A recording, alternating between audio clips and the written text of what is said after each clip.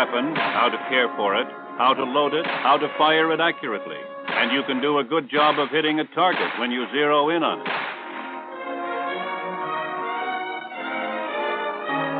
With know-how and enough practice, you may even qualify as expert.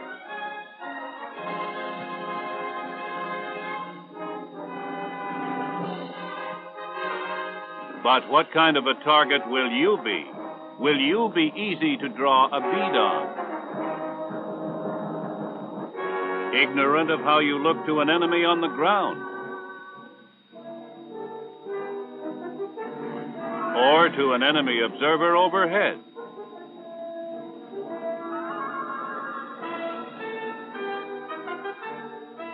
Or will you be hard to find and harder to shoot at? Will you be skillfully blended into the terrain, using your knowledge of camouflage for your own defense and for the better security of your unit? The choice is yours: to be seen, to be vulnerable to enemy fire, or to be almost invisible, gaining the advantage of surprise in both attack and defense. Seeing is not the same as recognizing. And an enemy will spend ammunition only on a target he can recognize.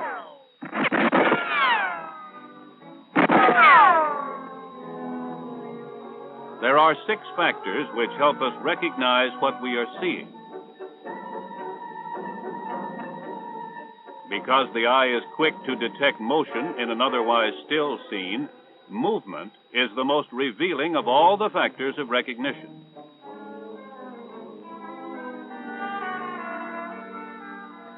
The second factor in recognition is position, the relation of an object or person to its background. Isolated figures are more recognizable than those which are blended into the surroundings.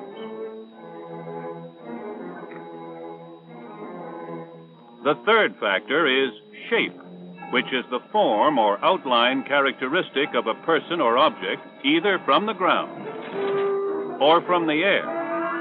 Shape often gives the first clue. For instance, any rectangular object is man-made and deserves a closer look. Shadow, the next factor of recognition, often provides positive identification. Sometimes shadow alone can reveal a person who is otherwise well out of view. Texture, the next factor, is used to describe the characteristics of a surface. One texture differs from another because of its ability to reflect light. Tall grass, for instance, always looks darker because each blade casts its own shadow upon itself and its surroundings.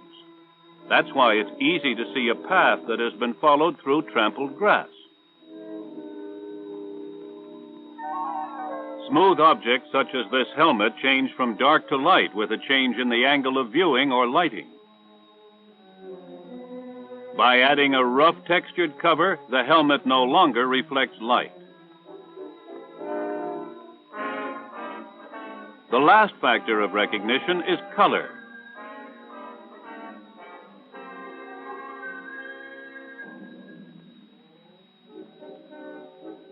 Especially when a color contrasts with its background, it is an aid to identifying an object or person. One important aspect of color is tone. Objects of the same color may possess that color in different degrees of intensity. What's more, as we have seen with the helmet and tall grass, the object's texture may greatly affect the tone of its color.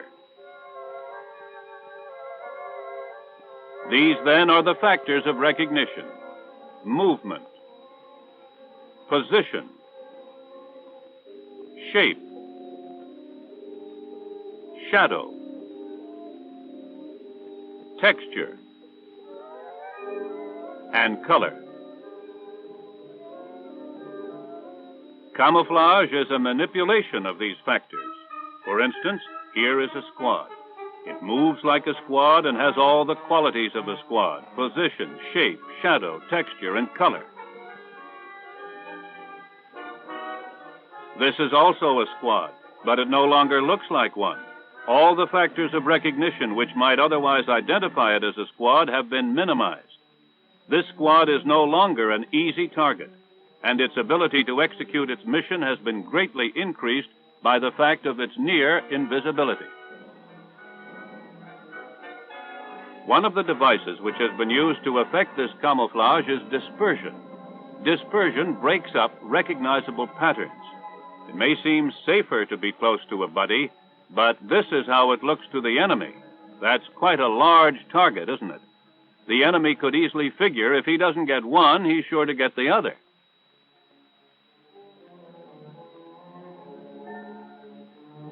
That's better. Now neither of them can be seen too well. Disperse, don't bunch up. What feels safer is actually far more dangerous. As you disperse, remember the next rule of camouflage. Make maximum use of the natural terrain for concealment. Sometimes you can hide completely behind a shrub, a log,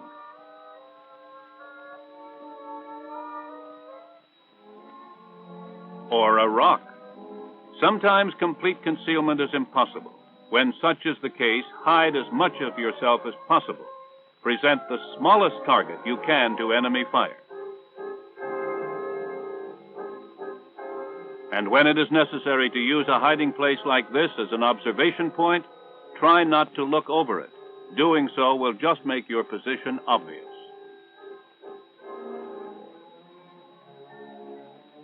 It's much better to keep low to the ground.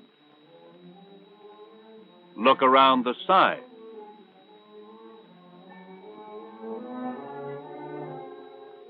Even when you're behind a hedge or in the tangled undergrowth of a jungle, it is usually possible to find a vantage point or opening near the ground. That way, you're not nearly as noticeable or recognizable.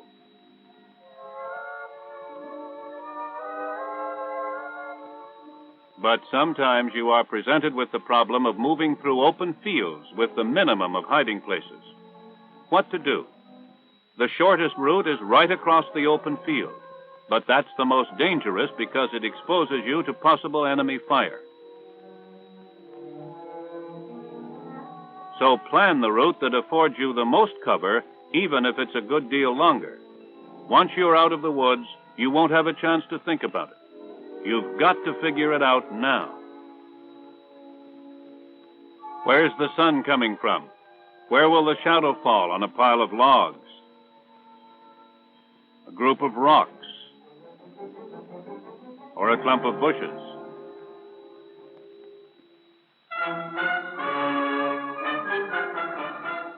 What is the most likely direction from which the enemy fire might come?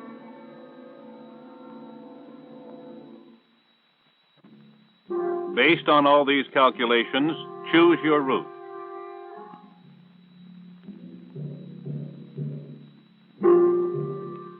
Move swiftly but carefully from point to point until your objective is attained.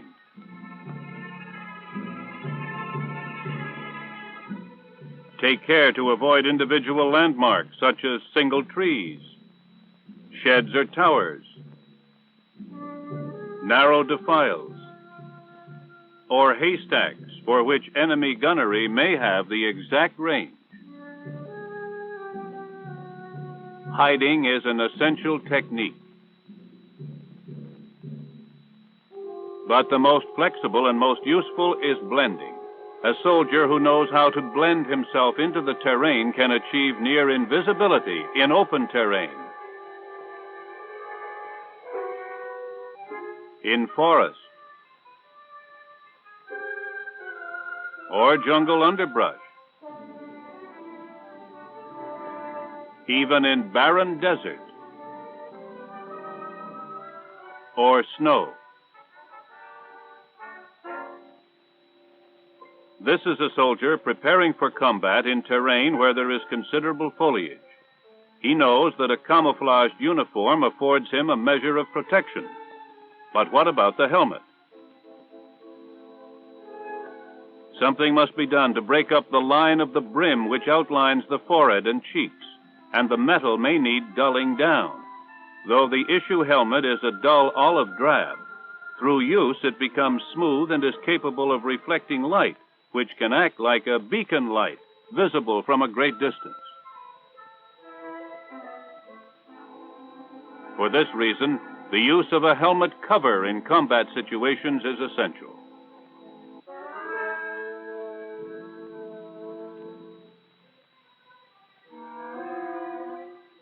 If issue helmet covers are not available, an expedient is simple to make from some burlap or other coarse weave cloth. Cut a circular piece 20 inches in diameter.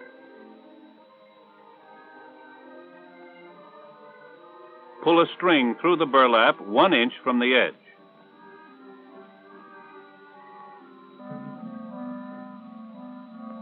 Then pull the cover loosely onto the helmet. Don't try for a close fit. A loose cover breaks up the lines of the helmet for better protection.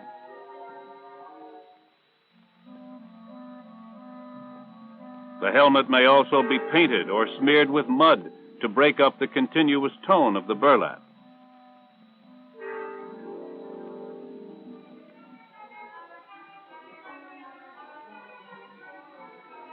Slits and cuts are made in the cover to allow for the insertion of foliage or artificial garnish.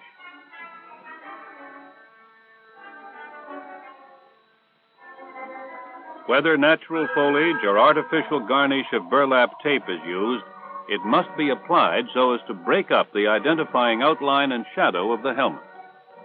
Use whatever materials are available. If you expect to be in brush or a wooded area, the helmet should be garnished with fresh leaves held by a rubber band or twine. Sometimes the only possible camouflage is disruptive pattern painting. Under snowy conditions, the helmet may be painted all white. Whatever method is used to secure natural foliage to the helmet, it is essential that it always be kept fresh. Wilted foliage affords little camouflage protection. The next important step is to camouflage your face and hands. All complexions, regardless of basic skin tone, require protective coloring. Face paint for this purpose is issued in the form of sticks, each of which contains 2 contrasting colors. Light green and loam for white complexions, light green and sand for brown or dark complexions,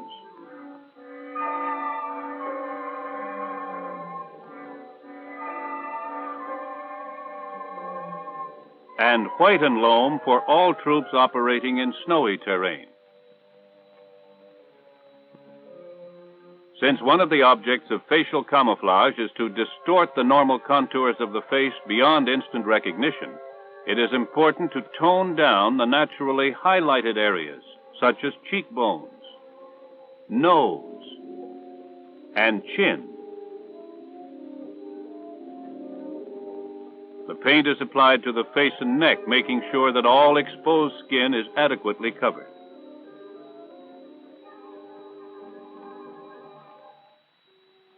Then the hands and arms, if uncovered, receive the same toning down.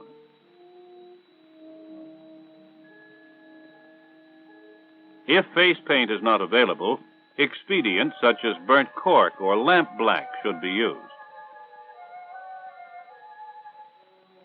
Crankcase oil or grease, however, should not be applied to the face because it reflects too much light. Remember, without facial camouflage, you present an obvious and vulnerable target. But with proper facial camouflage, your chances of remaining unseen multiply enormously.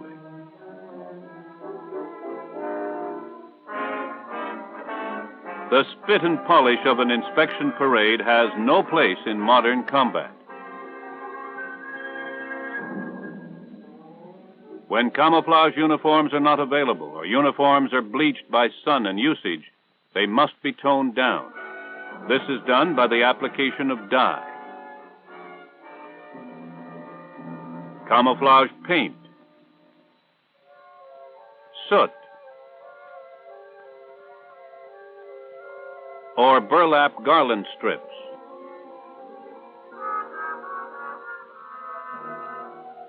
Metal equipment also needs care. Knives or bayonets, even if originally issued in a camouflage color, tend to become shiny with use. They should be toned down with mud. Special precautions should be taken to be sure that your mess kit and canteen are not allowed to shine in direct sunlight. If you can see the shine, so can the enemy.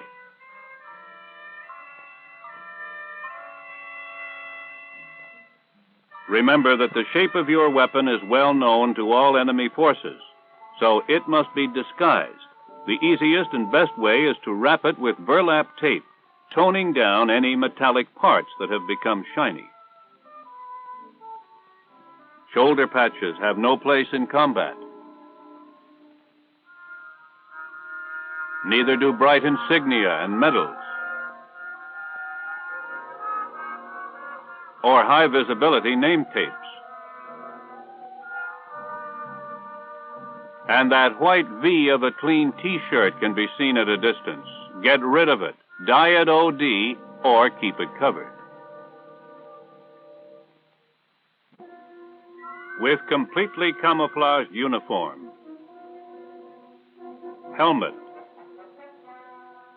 exposed skin, equipment and weapon, you need but one further preparation: an informed and constant awareness of the need for camouflage. You must know that the enemy is always trying to see you. You must continuously bear in mind that your presence can be detected not only by direct observation,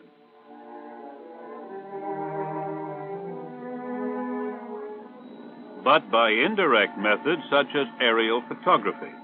Aerial photography enables the enemy to see many things which cannot be seen from the ground. Places of concealment such as defilades and ditches, for instance, show up clearly from the air unless the need for camouflage protection from aerial observation has been recognized and provided for.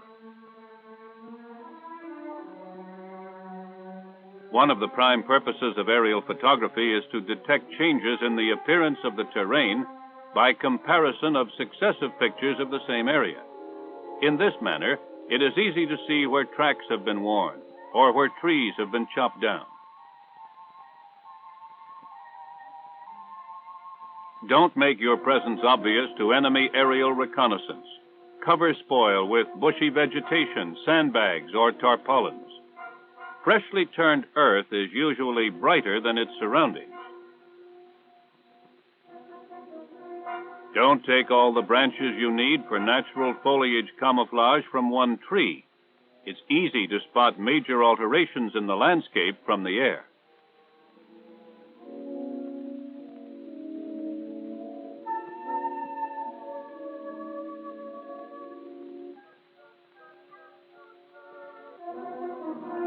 Avoid making new paths when walking or driving. From the air, a new path is like a large arrow pointing out your place of concealment. It doesn't take long before it's dangerously noticeable. This awareness of the need for constant care in matters of camouflage is called discipline.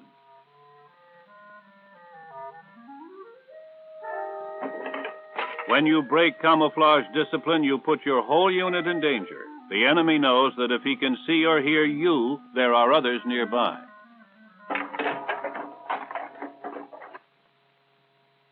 Camouflage discipline is particularly important at night, when both sound and light are most noticeable.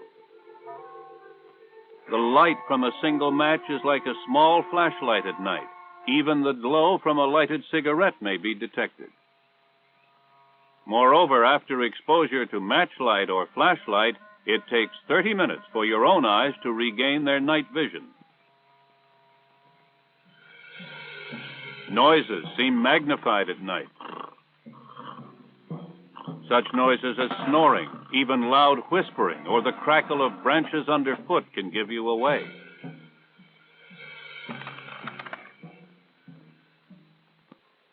Nighttime aggravates the problem of silhouette. It is altogether too easy to forget in the dark the perils of showing oneself on the skyline. The rules are the same as in daytime. The position of the enemy observer, not the topographical crest, determines the skyline. Keep low to the ground. Blend in as much as possible with whatever irregular objects can be found on the skyline.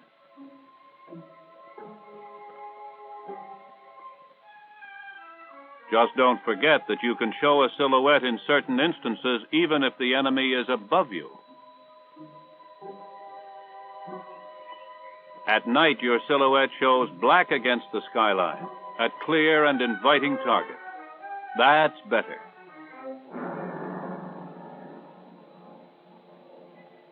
Putting all the principles and techniques of individual camouflage in practice, you strive always to be aware of the surrounding terrain. What opportunities does it present for both hiding and blending? How distinctly will your shape appear in relation to the trees, fences, buildings, or other objects through which you will be advancing? What about the color of your uniform and its texture? Will they afford you protection, or will they stand out in violent contrast to your surroundings? Where is the sun or the moon? What shadows will they throw, or what silhouettes will they reveal? Is anything you are wearing or carrying shiny? Belt buckles, jewelry, mess gear? What about your weapon? What about sound? Can you move silently, or will every move echo with breaking underbrush and clanking gear? How about your skin tone? Do you know how to use face paint to dull the highlights around the cheekbones, nose, chin, and neck? Are you able to cover all the exposed flesh carefully on the hands and arms? Do you realize the importance of garnishing your helmet so as to break up the characteristic shape which identifies you to the enemy? Do you know how to make and maintain a helmet cover? Do you know how essential it is to plan your route even in a one-man mission, taking advantage of all the natural cover available, rather than using the obvious shortcut across the terrain?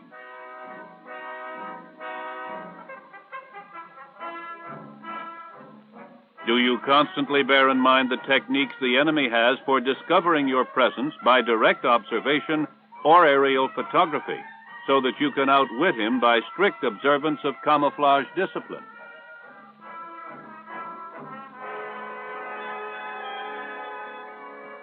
If you have the right answers to all of these questions, you'll be a valuable member of your unit.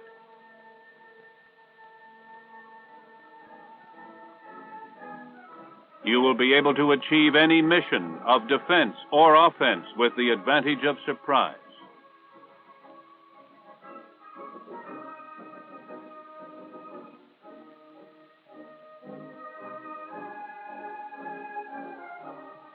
An enemy who does not know for sure where you are soon thinks and acts as if you are everywhere. This puts the odds in your favor.